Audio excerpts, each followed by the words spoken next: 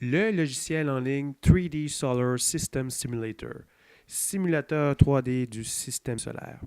Alors, c'est une petite application que je trouve bien intéressante, très simple d'utilisation. On a juste à taper l'adresse web, pas besoin d'installer quoi que ce soit. Donc, on n'a pas besoin d'être un génie de l'informatique pour pouvoir l'utiliser. Et je me disais, pour l'étude de l'astronomie, que ça doit être fascinant d'avoir une représentation visuelle un petit peu plus concrète de notre système solaire.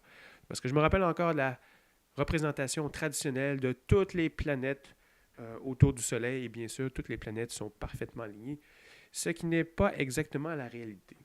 Alors, je vous en fais une démonstration.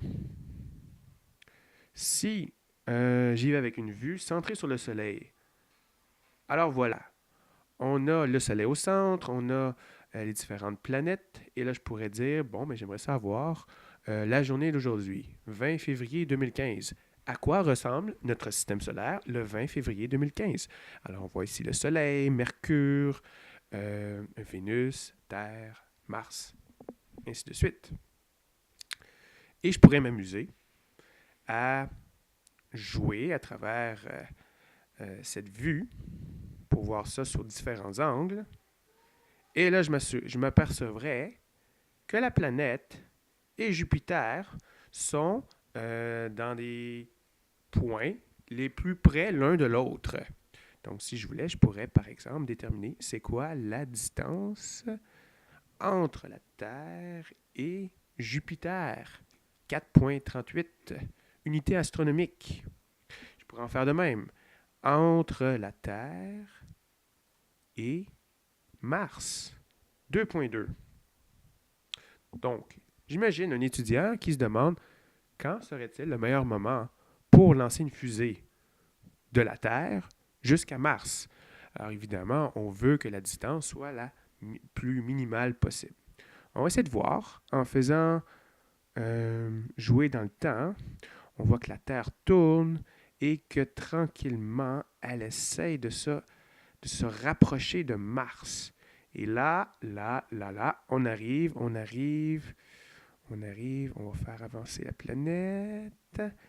Et voilà, on arrive à peu près à la date du 17 mai 2016. Là, on pourrait calculer la distance de la planète Terre à Mars. Et on voit qu'elle est de 0,52 unités astronomiques, ce qui est beaucoup moins distant que la distance de 2,2 unités astronomiques qu'on avait calculées auparavant.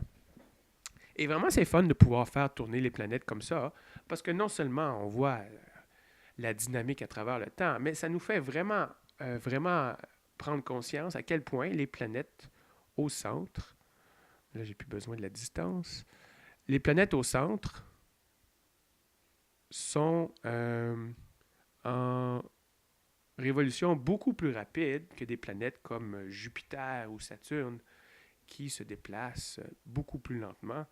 Et là, je ne parle pas de Neptune et Pluton et Uranus qui doivent se cacher quelque part, on n'a pas l'impression qu'elles tournent vraiment. Et d'ici Uranus, je ne me trompe pas. Oui, voilà.